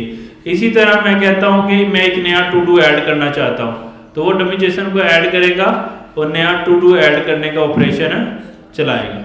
तो मैं कहता हूँ कि वो कौन सा टू डू ऐड करना चाहिए, review technical leave policy document, ये मैंने टू डू ऐड करना है, तो वो उसको ऐड करेगा और जैसे ही ऐड हो जाएगा तो वो हमारे सिस्टम के अंदर वो सेव कर देगा। अब उसे कह रहा है कि मैंने टू डू आपका एक क्रिएट कर दिया। तो इस तरह करके यानी आप अपने टू डूज जो है वो सेव कर सकते हो, गेट कर सकते हो, अपडेट कर सकते हो, उससे आपकी वो सारी ऑप्शन जो है वो खुल जाते हैं कि कौन कौन से आपने ऑप्शन जो है वो ट्राई करने हैं। तो टेक्निकली हमारा सॉफ्टवेयर किसी दूसरे सॉफ्टवेयर को कॉल कर रहा है, कॉल करके उससे जो आंसर आ रहा है वो हमें ला के दे रहा है। तो ये बड़ी पावरफुल चीज़ है, एक्चुअली यही सारी एजेंटिक है ये, कि किसी भी सॉफ्टवेयर के साथ हमारा एजेंट बात कर सकता है, इससे ऑटोमेशन होती है। देखो ना, मुझे टू डू क्रिएट करना है, मैं डमी जेसन पे जाऊंगा, वहां टू डू क्रिएट करूंगा। इसी तरह मैं यहीं से बोलूंगा एजेंट को कि उससे मैं नेचुरल लैंग्वेज में बात कर रहा हूँ, साथ ही कह दूँ इसका एक टू डू बना दो, वो टू डू बना दे। क्या ख्याल है? तो ऐसा करने के लिए अब हमने ये सारा सेव कर लिया है, तो ये ओके है। तो मैं क्या करता हूँ, इसकी जो इंस्ट्रक्शंस है ना उसमें ये डाल देता हूँ,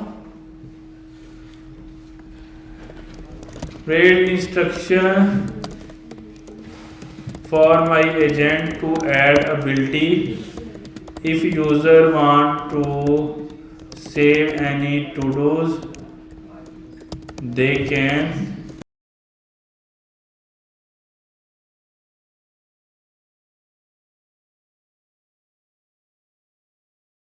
मैंने उसकी थोड़ा सा ना इंस्ट्रक्शन को अपडेट करवाया उसे, क्योंकि पहले वो हमने एजेंट में ऐसा कुछ नहीं बोला था ना कि तुम टू डूज का भी काम देख सकते हो, तो मैंने थोड़ा सा उसको एडजस्ट करा लिया।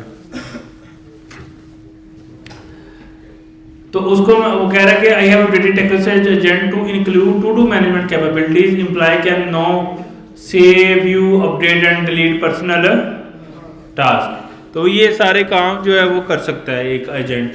तो इसको अगर हमें टेस्ट करना हो तो हम कैसे करेंगे, राइट साइड पे हमारे पास विंडो है, उससे आप प्रीव्यू स्ट्रक्चर के अंदर इसको सेव कर सकते हो। जैसे I want to see all the to dos list for today, ठीक है, ये मैं करना चाह रहा हूँ। तो वो क्या करेगा अब यहाँ पे, अब उसके पास कहाँ से टू डू लिस्ट आएगी, तो टेक्निकली उसको क्या करनी चाहिए, टूल कॉल करना चाहिए। अब उसने क्या डिसाइड किया है कि मैंने जो है वो मेरे पास कोई टू डूज एग्जिस्ट नहीं करते हैं, यानी एलएलएम को भी नहीं पता और वेक्टर स्टोर में भी नहीं है।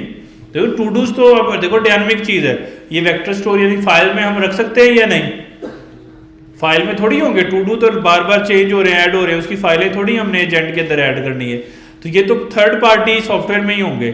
तो उसने क्या किया, मैंने कहा I want to see all the to do list for today. अब उसको मैंने नहीं बताया कि तुमने थर्ड पार्टी पे जाना है, तुमने टूल कॉल करनी है, तुमने वहाँ से डाटा लेके आना है, लेकिन वो सब कर रहा है। वो क्या कर रहा है कि उसने क्या किया, वो गया थर्ड पार्टी के ऊपर, उसने 10 टू डूज लेके आया है, उसमें से जो कंप्लीटेड हैं वो चेक किए हैं, बाकी की सारी चीज़ों को उसने मार्क किया है हमारे लिए। क्या ख्याल है? अब आप कहते हो इसको कि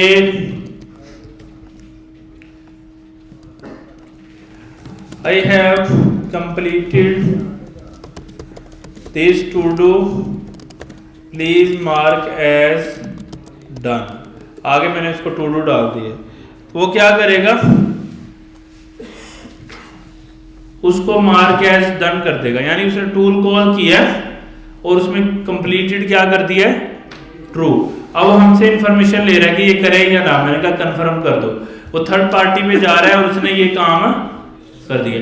अब ये जो बार बार मुझसे पूछ रहे हैं ना, इस कंसेप्ट को हम एजेंटिक एआई में कहते हैं ह्यूमन इन द लूप। क्या बोलते हैं, ह्यूमन।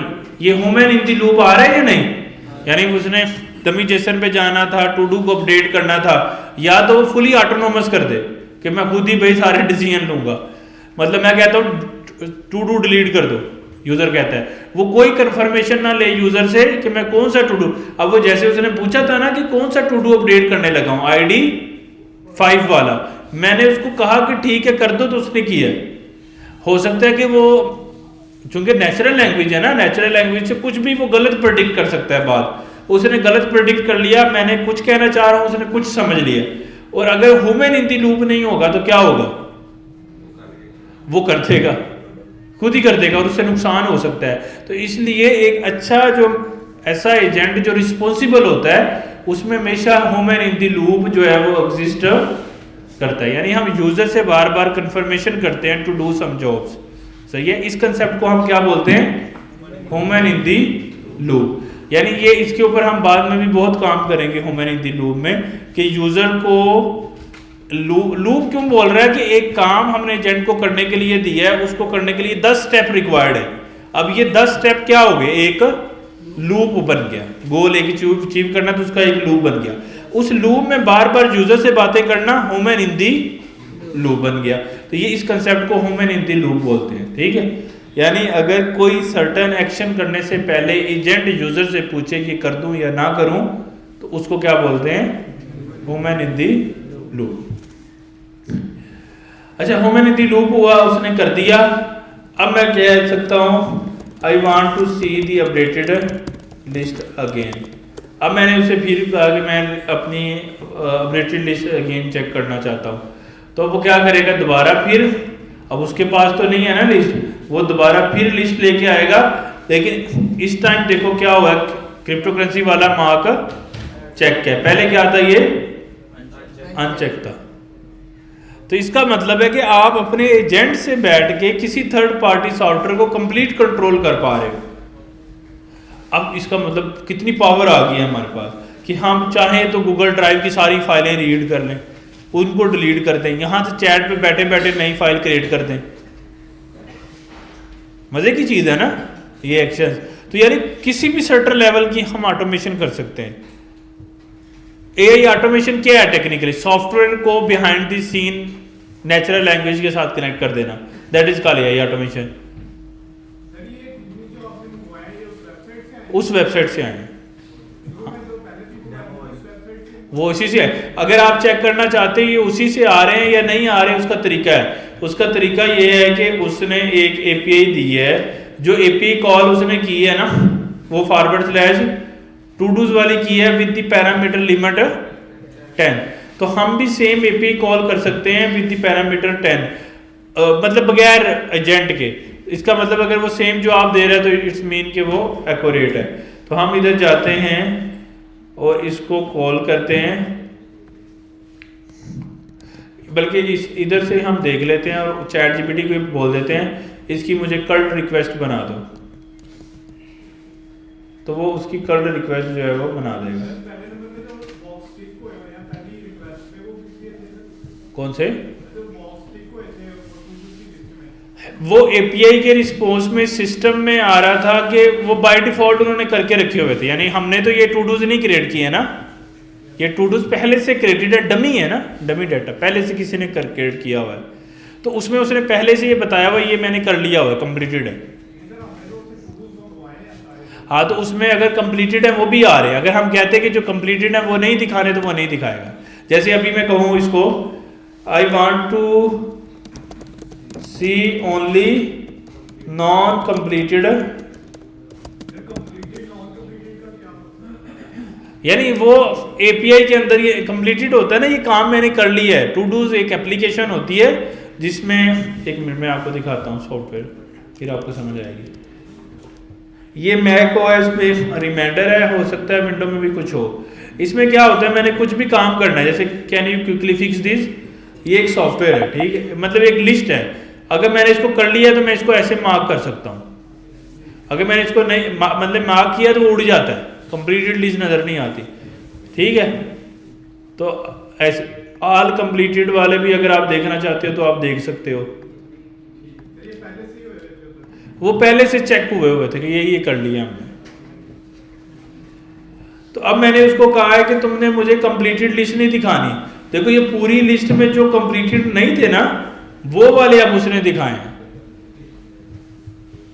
अब देखो यहां पे, अब देखो ये इंटेलिजेंट हो गया है कि यूजर जो चाहता है वो कर सकता है। लेकिन जो नॉर्मल सॉफ्टवेयर होते हैं ना, उसमें यूआई होती है, सिर्फ यूआई से कंट्रोल हो रही होती हैं चीजें। यानी अगर मैं यहाँ पे ये सॉफ्टवेयर मतलब टू डूज का सॉफ्टवेयर यूज़ कर रहा हूँ जो हमने अभी किया था, ये रिमाइंडर वाला, मतलब इसमें जो यूआई पे बटन है मैं उन्हीं को कंट्रोल कर सकता हूँ। अब मैं रन टाइम पे जो मेरे दिल में आ रहा है ना वो नहीं कर सकता, लेकिन नेचुरल लैंग्वेज में काम करने का मजा ये है कि जो मेरे दिल में आ रहा है मैं वो भी कहूँगा वो भी होगा। बात समझ आई है? तो उससे पावर जो है वो बढ़ जाती है। तो खैर back to the topic again, हमने ये देखो अभी उसने खुद ही निकाले, लिस्ट निकाली, उसमें जो पेंडिंग थे वो हमें फिल्टर आउट करके दे दिए। यानी समझ रहे हो, वो हमारी चीज़ों के हिसाब से, मैं चाहता हूँ कंप्लीटेड दो, कंप्लीटेड देगा, मैं जो चाह रहा हूँ वो कर रहा है। मैं चाहूँगा ये टू डू डिलीट कर दो, वो डिलीट कर देगा, ऐड कर दो ऐड कर देगा। तो मज़ा है ना इस चीज़ का, ये चीज़ है। हाँ जी जी जी, तो फिर एपीआई की देनी पड़ेगी, ठीक है।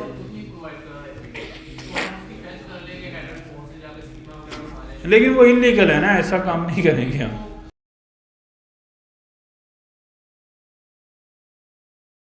यार देखो पहली बात यह है कि जो काम इलीगल है वो हम नहीं कर सकते। अगर एक सॉफ्टवेयर कंसेंट से हमें एपीआईज नहीं दे रहा, हम फेक तरीके से लेंगे तो हम इलीगल काम कर रहे हैं। तो इलीगल काम तो गलत होता है ना, उसको नहीं करना चाहिए। अगर स्ट्राइप अलाउ कर रहा है तो मैं कर सकता हूँ, अगर कोई सॉफ्टवेयर अलाउ ही नहीं कर रहा तो मैं नहीं कर सकता हूँ वो काम, समझ रहे हो? हाँ, अगर जो जोड़ तोड़ लगाने हैं तो सब कुछ हो सकता है, लेकिन वो सब इलीगल है। तो मुझे ये लगता है कि रहते देन हम इलीगल चीज़ों में फंसें। अगर एक सॉफ्टवेयर का यूज़ वो ये नहीं दे रहा जो आप बता रहे हो, तो अगर मैं वैसा करूँगा तो मतलब मैं गलत काम कर रहा हूँ। अगर मैं गलत काम करूँगा तो मेरा दिमाग भी उल्टे पास साइड पे जाएगा और वो सारी चीज़ें होंगी। तो जो उन्होंने तरीकाकार दिया मैं उसी को यूज़ कर सकता हूँ, उससे ऊपर नहीं जा सकता। तो यानी ऑटोमेशन अचीव वही हो सकती है जितना सॉफ्टवेयर अलाउ कर रहा है। अगर आपके पास क्लाइंट भी आ रहा है ना और वो आपको गलत काम करने के लिए कह रहा है, मतलब वो कहता है किसी के बैंक अकाउंट से पैसे निकाल दो, वो थोड़ी निकाल के देंगे हम, ये तो गलत काम है, इलीगल काम है, ये हम नहीं करेंगे। इसी तरह हम बहुत सारी चीज़ें हैं, जैसे हम कहते हैं कि हम वल्गर वेबसाइट नहीं बनाएंगे, क्लाइंट आते हैं वो इतने ज़्यादा हमें पैसे देते हैं, हम कहते हैं नहीं बनाएंगे, हम नहीं बनाते, हमने स्टैंडर्ड बनाया। हाँ, वो हमारा ही यूज़ होगा, लेकिन अब की टर्म्स एंड कंडीशन के अकॉर्डिंगली वो स्टिल अलाउ नहीं है। जो चीज़ अलाउ नहीं है वो मैं नहीं करूँगा, बात समझ रहे हो? क्योंकि वो करोगे ना तो आपका अकाउंट ब्लॉक होने के चांसेस बढ़ जाएंगे, फिर उसको प्रेडिक्ट कर लेगा, ब्लॉक कर देगा। तो ऐसा काम करना क्यों है जो अलाउ नहीं है? हाँ, अगर अलाउ है तो फिर तो 1000 दफ़ा करें। इसीलिए जब जो लोग अक्सर रिफ्रेश की एक्सटेंशन लगाते हैं, कुछ ऐसा गड़बड़ करने की कोशिश करते हैं, उनके अकाउंट्स ब्लॉक हो जाते हैं। क्या ख्याल है? तो ये इस वजह से ये इशू है। तो अब फिर ये चीज़ है। तो बात समझ आ गई आपको? बेसिक फिनोमेना समझ आ गया कि कैसे काम कर रहा है ये, टूल कॉलिंग कैसे करिए। अच्छा, ये बहुत बेसिक लेवल की एग्जांपल्स हैं आज जो हमने किए हैं। अभी हम फर्दर थोड़ी सी कम्प्लेक्स भी करते हैं with API keys and so on, लेकिन आपको होपफुली बात समझ आ गई होगी कि यानी आपने टेक्निकली कन्फिगर में जाना है, एक्शंस में जाना है। एक एक्शन आपने ये क्रिएट कर लिया, एक ही एजेंट में आप मल्टीपल एक्शंस भी बना सकते हो। एक एक्शन डमी जेसन के लिए बना दिया है, अगर आपने स्ट्राइप के लिए बनाना है तो क्रिएट न्यू एक्शन, फिर जाओगे उसमें वो सारी डिटेल बनाओगे तो वो उसका एक नया एक्शन बना देगा। फिर आपका एजेंट 2 सॉफ्टवेयर से बातें कर रहा है। इसी तरह आपने ट्विलियो के साथ कनेक्ट करना है तो क्रिएट न्यू एक्शन, आपने सेंडग्रिड से कनेक्ट करना है तो क्रिएट न्यू एक्शन। जितने ज़्यादा वेबसाइट से कनेक्ट करना है या टूल से कनेक्ट करना है तो create new action, create new action, create new action. सही है? ये एक तरीका है जिससे आप थर्ड पार्टी सॉफ्टवेयर को अपने एजेंट के साथ कनेक्ट कर सकते हो। कनेक्ट करने का फ़ायदा ये है कि ऑटोमेशन हो सकती है। जब मतलब देखो ऑटोमेशन ही हो रही है ना, आप एक एजेंट से बातें कर रहे हो, उधर से सारे काम चीज़ें ले रहे हो। यानी अगर हम टेक्नोसेट का रियल में एजेंट बना दें तो हमारे लोगों को अगर ये भी चेक करना है कि आज उसने कौन से काम करने हैं। यानी अगर मैं ट्रेलो पे, हम नॉर्मली टास्क असाइन करते हैं ट्रेलो पे। ट्रेलो एक सॉफ्टवेयर है जिस पे टास्क वगैरह बन जाते हैं, ठीक है? ये समझो एक सॉफ्टवेयर है जिस पे क्या होते हैं, टास्क हम बना सकते हैं, टास्क लिस्ट बना सकते हैं, इस तरह ना मल्टीपल टास्क बनते हैं। तो अगर मैं ट्रेलो की एपीआईज कनेक्ट कर दूं अपने एजेंट के साथ तो मेरा एजेंट ट्रेलो को एक्सेस कर लेगा। अब यूज़र कहे कि मैं फलां यूज़र हूँ, तो मुझे आज के जो टास्क है वो दे दो, वो उधर ही दे दो, यानी उसको ट्रेलो पे भी जाना नहीं पड़ेगा। यानी एक एजेंट से वो बातें करे, सारे टास्क करे, उधर से टास्क कंप्लीट हो, उधर से सब कुछ हो। वैसे टेक्निकली अभी ट्रेलो वालों ने भी एजेंट अपना ले आए हैं कि आप एजेंटिक भी कर सकते हो काम ना, यानी आप लहदा कार्ड नहीं बनाने, उसने वो चैट सा बना दिया है, आप वहीं से उसको जो भी कहोगे इस कार्ड को कंप्लीट कर दो, इसको डन कर दो, इसको फलां को असाइन कर दो, वो सारी टास्क एजेंट से भी कर सकता है। यानी एजेंटिक कर दिया उसने ट्रेलो को भी। मैंने बोला ना हर सॉफ्टवेयर एजेंटिक होगा, तो जैसे ट्रेलो हो गया ऐसे बहुत सारे हो जाएंगे, जीरा में भी आ गए, बाकी सब में भी फीचर्स आ गए। सही, अब हम अपने इंटरेस्टिंग फैक्टर की तरह, ये बात समझ आ गई सबको कि कैसे करना है, एक्शंस कैसे करना है एंड सो ऑन। अब हम क्या कर सकते हैं नेक्स्ट, मैं आपको दूसरा भी डेमो देता हूँ जल्दी से, मैंने एक और बना के रखा हुआ है और आपकी उसकी सेटिंग्स भी सारी दिखा देता हूँ। एक्सप्लोर में जाना है, माई एजेंट्स में जाना है और कॉन्टेक्ट जीपीटी पे जाना है। ये क्या था, मैंने इसको क्या किया है, जो मेरे गूगल के कॉन्टेक्ट्स थे ना, ये मुझे लोग रोज मैसेजेस करते रहते हैं, तो मैं उनके कॉन्टेक्ट से सेव करना चाह रहा था गूगल में, तो मैंने उसका अपना एजेंट बना लिया ना, कॉन्टेक्ट जीपीटी रख दिया नाम, या इसका कॉन्टेक्ट एजेंट भी कर सकते थे नाम।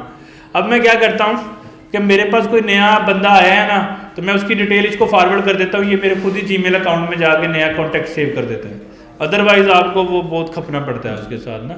तो अगर लेट्स सपोज मेरे पास फाइल है, तो मैं सारे कॉन्टेक्ट सेव करना चाहता हूँ, मैं पूरी फाइल इसको दे देता हूँ, वो खुद ही इसकी मैंने इंस्ट्रक्शंस वगैरह बताई थी कि तुमने फाइल को रीड करना है, उसमें से जो नेम है, लास्ट नेम है, उसमें जो बैच नंबर है उसको भी साथ में लाना है और फिर सेव करना है। तो उससे क्या, जैसे अगर आपने मुझे असाइनमेंट जमा कराई है तो आप लोग मुझे मैसेज करते रहते हो, मुझे आपका नहीं पता लगता, तो मैं क्या करूँगा, अपनी सारी असाइनमेंट का जो डाटा है ना वहाँ से डाउनलोड करके इधर पेश कर दूँगा।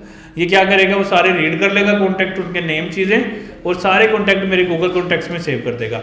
जब मैं फ़ोन में जाके अपना व्हाट्सअप खोलूँगा तो आप मुझे मैसेज करोगे तो आपका नाम मेरे पास आ रहा होगा। अब 200 बच्चे हैं तो अब 200 बच्चों का मैं एक एक दफ़ा सेव करने बैठूंगा तो मैं तो सारा दिन इसी पे टाइम लगाऊंगा। तो मैं ऐसे कर लेता हूँ।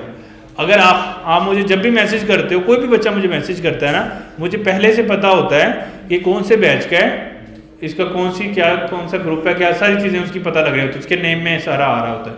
वो कैसे, क्योंकि मैंने ये वाला एजेंट बनाया हुआ है अपना, जो ये काम मेरे लिए करता है। तो यानी ये आपको मैं सोचने का स्टाइल दे रहा हूँ कि सब कुछ AI ड्रिवन होगा। तो जो आप मैनुअल काम करते हो ना, मैं एक दिन बैठ के ये मैनुअल कर रहा था, तो मैंने कहा कि यार ये तो गलत है, इसका कोई हल होना चाहिए, तो मैंने ये हल निकाल दिया। तो इसका मतलब है कि जो भी आप कर रहे हो AI से अगर नहीं हो रहा तो उसका सोल्यूशन निकालो कि AI से करना है, ठीक है। अब ये मैंने कैसे किया, इसके लिए डेफिनेटली मुझे गूगल को इस्तेमाल करना पड़ेगा। एक तो मैंने क्या किया, जो गूगल के कॉन्टेक्ट लिस्ट है ना, वो मैंने एज अ सैंपल इसको दे दी कि गूगल में जो कॉन्टेक्ट सेव होते हैं ना, उसका फॉर्मेट ये होता है, ठीक है, ताकि मैं जब भी किसी भी फॉर्मेट में फाइल दूं ना, वो उसको कन्वर्ट कर लेगा इस फॉर्मेट में, फिर गूगल को भेजेगा ताकि वो सेव हो सके, अदरवाइज तो वो सेव ही नहीं होगा ना गूगल में। अगर फॉर्मेट गलत, यानी गूगल में फर्स्ट नेम को वो फुल नेम कह रहा है तो वो कैसे सेव कर पाएगा। तो उसका फॉर्मेट दे दिया कि गूगल किस तरह के कॉन्टेक्ट सेव करता है, और ऊपर इंस्ट्रक्शंस दे दी कि करना क्या है, ठीक है। यानी as a go connect CSP you have to take input single phone number, ये सारा कुछ उसको ये फॉर्मेट बना के आपने उसको दे देना है। फिर कोई मॉडल कुछ नहीं करना, वेब सर्च कोड इंटरप्रेटर, ये भी वैसे मैं अनचेक कर दूं तो ये भी ठीक है, क्योंकि इसमें ज़रूरत नहीं है। अब इसमें हमें क्या यूज़ करना है, गूगल की API, कौन सी, people.google.aps.com। अगर मैं इसका आपको दिखाऊं, अब चूंकि ये मेरे कॉन्टेक्ट में सेव करना है और आप ये एजेंट सेव करते तो आपके कॉन्टेक्ट में सेव होना चाहिए, तो ये यूज़र का प्राइवेट हो गया। तो अब इसमें मेथड कौन सा होना चाहिए था, OAuth होना चाहिए था। अब OAuth में मैंने क्या क्या डाला है, ऑथराइजेशन URL, मैंने डाला है टोकन URL, और मैंने डाला है स्कोप। ये सारी इंफॉर्मेशन इंटरनेट पे फ्रीली अवेलेबल है, ये जो भी इंफॉर्मेशन मैंने यहाँ पे डाली है। अच्छा, ये सारी इंफॉर्मेशन, ये डिफॉल्ट पोस्ट है, ये है। अब गूगल की APIs का ये भी मैंने ChatGPT से पूछा कि कॉन्टेक्ट सेव करने के लिए देखो मेहनत क्यों करनी है, हर चीज़ GPT से पूछनी है, उसको पता है सब कुछ, तो वो बता देगा कि ये स्कीम है। तो उससे पूछा कि मैंने गूगल में कॉन्टेक्ट सेव करना है, उसका स्कीमा क्या है, उसने बताया, मैंने यहाँ पे पेस्ट कर दिया। गूगल प्लेटफॉर्म के थ्रू, गूगल डेवलपर अकाउंट के थ्रू। लेकिन इसमें कोई भी प्राइवेट इंफॉर्मेशन नहीं है, मतलब कोई टोकन या कोई की नहीं है इसमें, ये सिर्फ यूआरएल है जो पब्लिक है, सबको पता है। मतलब अगर आपने भी ये लगाना है तो सेम कॉपी पेस्ट कर सकते हो यही चीज। कौन सी, इसके एजेंट की? पूरा एजेंट ही शेयर कर दूंगा, आप एडिट कर लीजिएगा अपने एंड पे। ये मैंने कि प्राइवेट रखा हुआ था अपने लिए। सर ये जो स्कीम है, हम जब उसके ऊपर एपीआई के ऊपर रिक्वेस्ट करेंगे उसके बाद रिटर्न होता है, ये वो डाटा है? हाँ, मतलब नहीं, ये है कि आपने जैसे अब ये क्या काम कर सकता है, ये लिस्ट ऑफ कनेक्शन यानी मेरे सारे कॉन्टैक्ट को रीड कर सकता है, ये नया कॉन्टैक्ट क्रिएट कर सकता है और किसी स्पेशल कॉन्टैक्ट को गेट भी कर सकता है। ये यानी ये जॉब्स डन कर सकता है टेक्निकली। तो मैं इसको टेस्ट करना चाह रहा हूँ कि ये मेरे कॉन्टैक्ट को लिस्ट करे। अब चूंकि मैंने कोई टोकन या प्राइवेट की तो नहीं दी ना, अब ये क्या करेगा, अब ये कहेगा sign in with your Google account. अब अगर आप मेरे एजेंट को यूज करोगे तो ये आपका गूगल अकाउंट मांगेगा, जिस गूगल का अकाउंट मांगे जिससे लॉगिन आप करोगे ये उसमें कॉन्टैक्ट सेव करेगा। अब देखो ना, ये यूजर का प्राइवेट आ गया ना, तो फिर OAuth आएगा, एपीआई की तो नहीं आएगी ना यहाँ पे। एपीआई की तो ये होती है कि आप भी मेरे एजेंट को यूज करते हैं, मैं भी करता, सबके कॉन्टैक्ट मेरे अकाउंट में सेव होते एक जगह पे, तो फिर एपीआई की आती। लेकिन अगर मैं चाहता हूं कि हर बंदा इस एजेंट को यूज करके अपनी कॉन्टैक्ट लिस्ट बना सकता है, तो फिर ये मुझे साइन इन विद गूगल वाला फीचर देना पड़ेगा। मैं जैसे इसको साइन इन करूंगा, ये क्या करेगा, पॉपअप ओपन करेगा, देखो मेरे अकाउंट इसने खोल दिए। अब मैं इधर अपना अकाउंट लगाऊंगा, लॉग इन विद ये वाला, ये उसके अंदर मेरा अकाउंट जो है वो, ओहो कंटिन्यू करना था, ये कह रहा है कि ये ना आपके सारे कॉन्टैक्ट की एक्सेस ले रही है OpenAI, दे दो या ना दो, मतलब वो रिस्की है ना थोड़ा ये सारा। यानी इसलिए मैं बोल रहा था कि ये कंसेंट लेता है यूजर का। अगर हम कोई ऐसा जादू चला देंगे, हम किसी यूजर के सारे उसके अकाउंट एक्सेस कर लेंगे तो फिर सिक्योरिटी रिस्क बन जाएगा ना। अब मैं एज अ यूजर अपनी मर्जी से, वो कह भी रहा था ये सेफ नहीं है क्योंकि ये बड़ा रिस्की है ना, अपने कॉन्टैक्ट आपके वो एक्सेस कर रहा है। तो अगर आप अटेंशन नहीं करना चाह रहे तो होगा। अब मैं इसको कहता हूँ कि ठीक है मैं अटेंशन नहीं करना चाह रहा हूँ, तो ये सारे मेरे एक्सेस जो है वो कर लेगा, कॉल बैक वगैरह चीज़ें चला लेगा। Your account is no connected. अब वो कह रहा है कि अकाउंट कनेक्ट हो गया है। अब मैं उसको कहता हूँ कि मतलब अब टेस्ट करो ना अगेन कुछ भी,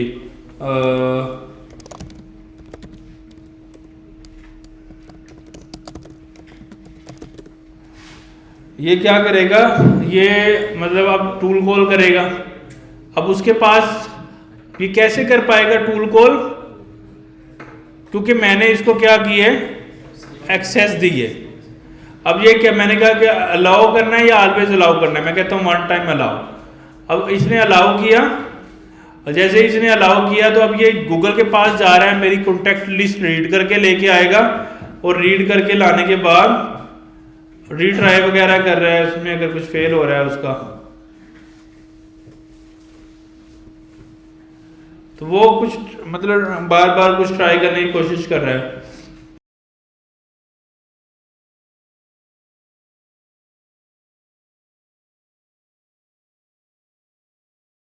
तो ये क्या करेगा, मेरे सॉफ्टवेयर में जाएगा, उस इंफॉर्मेशन को रीड करेगा, रीड करके लाएगा, फिर इंफॉर्मेशन चलाएगा और फिर वो सारी इंफॉर्मेशन मुझे दिखाएगा।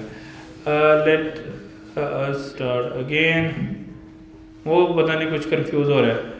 आई want to create new contact to my contacts list named as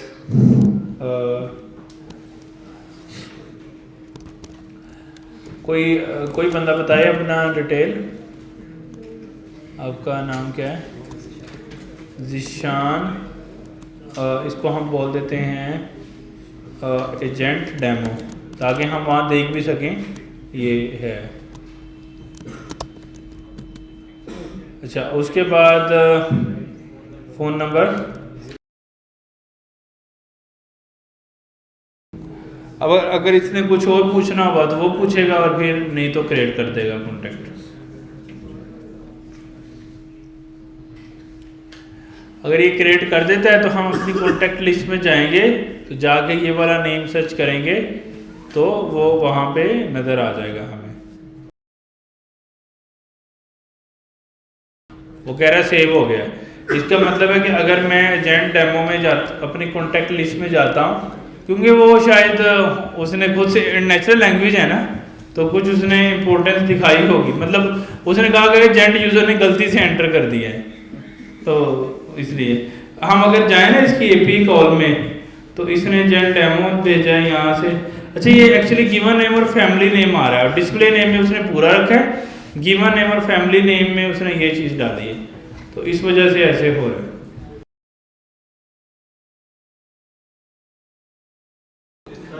वो रिकॉर्ड हम मेंटेन कर सकते हैं, क्योंकि एजेंट तो मेरा ही है ना टेक्निकली। हैं जी, नहीं तो फाइल मतलब कहने का मकसद ये है, अब इसीलिए वो कह रहे थे कि सिक्योर नहीं है। अगर आप मेरा एजेंट यूज़ कर रहे हो और आपको मेरे पे ट्रस्ट नहीं है, तो आप क्यों यूज़ करोगे ना। तो पहले जब भी कोई सॉफ्टवेयर यूज़, इसीलिए तो स्कैम होता है ना, जब आप ब्लाइंडली आप मुझे अपना एजेंट भेजेंगे सर यूज़ करें, और वो कहे लॉगिन विद गूगल, और मैं कहूँ ठीक है कर देता हूँ, इतना अच्छा मैं नहीं हूँ, शायद आप हों, तो इसलिए वो मैं करूँगा नहीं लॉगिन, क्योंकि मुझे आप पे ट्रस्ट नहीं है, तो उस बंदे के करूँगा ना जिस पे ट्रस्ट है। तो इसलिए ट्रस्ट गेन करना ही, जब कोई ब्रांड बनता है ना, गूगल ने ट्रस्ट गेन करने के लिए ज़िंदगी गुजार दी है। तो ट्रस्ट गेन करना, जैसे अब हम ट्रस्ट फ्री हैं कि गूगल हमारी जीमेल रीड करता है, करता भी हो, मैं क्या टेंशन है, मुझे ये यकीन है कि हमें मेरे दोस्त को नहीं भेजेगा, मतलब या किसी को नहीं भेज देगा ना, जो या व्हाट्सएप है मैसेजेस रीड करता है, लेकिन ये टेंशन नहीं है कि उठा के आपको भेज देगा, लेकिन वो भी करता है, जो लीगल एजेंसीज होती हैं उनको दे देता है डाटा, लेकिन वो बहुत प्राइवेट डाटा देता है, यानी मतलब ये बताता है कितने बजे बात हुई है, कॉल हुई है या नहीं हुई, ये नहीं बताता कि एक्चुअल क्या मैसेज भेजा है, फॉर प्राइवेसी रीजंस। तो कहने का मकसद ये है कि उन्होंने वो ट्रस्ट लेवल अचीव किए हैं, तो हम उनको यूज़ करते हैं। और जब वैसे भी आप बिलियन यूजर्स में चले जाते हो ना, आप इस तरह के काम नहीं करते हो, इलीगल काम या गलत काम। वैसे ये बड़ी बड़ी कंपनीज में ये तो है, हाँ सेल कर रही है, लेकिन वो सेल के एक्चुअली ये ना स्टैट सेल कर रहे होते हैं, एक्चुअल डाटा नहीं कर रहे होते। स्टैट मतलब कितने % लोग इस सिटी में किस एज के हैं, ये डाटा दे देंगे, कितने % लोग आजकल किस रिलेटेड बात कर रहे हैं। एक्चुअल नहीं बनाया कि यूज़र ए और यूज़र बी ये बात कर रहा है, जनरली क्या बात हो रही है, ये स्टैट बेचते हैं। उसमें हमें इशू भी नहीं है टेक्निकली, हमारी प्राइवेसी उससे इतनी मजरू नहीं हो रही ना। हाँ, अगर वो उठा के मेरी चैट ही किसी मेरे फ्रेंड को दे दें तो इट्स अ बिग प्रॉब्लम, कि वो मुझे मतलब किसी भी तरह से थ्रेट कर सकता है या कोई भी प्राइवेसी इशू हो सकता है। तो कहने का मकसद ये है कि हमने उधर से डाला है और यहाँ पे आगे आसानी से वो चीज़ बन गई है। तो यहाँ पे ये आईडी आ रही है इसकी 366, यहाँ पे ये आईडी आ रही है, इससे आसानी है कि आप इससे गेट कर लो ना, जो सर्च करना था डायरेक्ट कर लो। तो हम एक ट्राई और कर लेते हैं, फिर ख़त्म करते हैं। आई वांट टू क्रिएट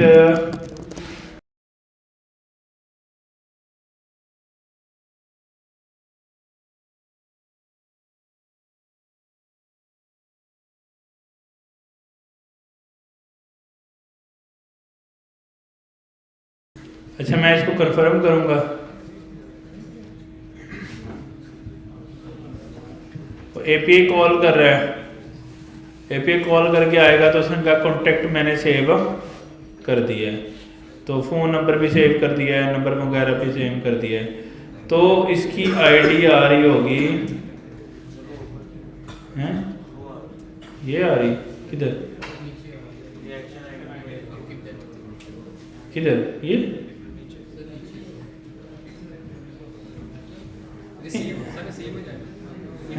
ये हाँ, ये ताकि वो हमें वहाँ सर्च ना करना पड़े, तो जल्दी अब मिल जाए। ये आईडी है ना इसकी, तो ये आईडी मैं यहाँ रिप्लेस करूँगा।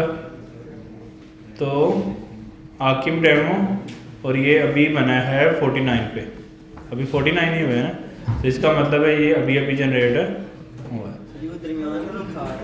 दरमियान की वो इसलिए खा रहा है कि यहाँ पे वो फैमिली नेम अलग से सेव करता है, मतलब फर्स्ट नेम और सर नेम ये उसने ये रखा है, जो फैमिली नेम मतलब डिस्प्ले नेम है ना उसको सेपरेटली सेव कर रहा है। तो वो भी अगर हम उसको समझा दें तो वो उसको भी एडजस्ट कर सकता है। सर अगर आपने बल्क में नंबर सेव करने हो तो आप एक एक का प्रॉम्प्ट देंगे? नहीं इसको फाइल दे देंगे, मैंने बताया ना आगे, वो तो प्रॉम्प्ट मैंने लिखा हुआ, तो फाइल देंगे तो वो सारे खुद ही एक एक को लूप करेगा, एक को रीड करेगा, लूप करेगा, सेंड करेगा, फिर लूप करेगा, सेंड करेगा, लूप करेगा, ऐसे। सर उसमें कितना टाइम लेगा? 2-3 मिनट में कर देगा सारे सीन। हैं परमिशन तो देंगे ना कि मैं अलाउ कर रहा हूँ, एक दफ़ा देनी पड़ेगी, सब क्रिएट हो जाए। वो एक्चुअली ये यही काम करेगा ना जो ये इंपोर्ट पे कर रहा है ना, इंपोर्ट, ये इंपोर्ट पे जाके मैं फाइल इंपोर्ट कर सकता हूँ पूरी, तो जो ये कर रहा है ना ये टूल कॉल से हो जाएगा। सॉफ्टवेयर में भी फीचर है ये कि आप पूरी फाइल इंपोर्ट कर सकते हो, एक दफ़ा परमिशन देनी है। ऑल सेट, होपफुली आपको मज़ा आया होगा। अब ये सबसे फास्टेस्ट तरीका है एजेंट बनाने का, जिससे ऑटोमेशन भी हो रही है, आप गोल्स भी अचीव कर पा, यानी इसमें आप प्राइवेट डाटा के ऊपर क्वेश्चन आंसर भी, यानी आप सपोर्ट एजेंट बना सकते हो आसानी से। किसी भी कंपनी का प्राइवेट डाटा की फाइल लो, as a vector store upload कर दो और उससे बातें करो, उसको सब पता है।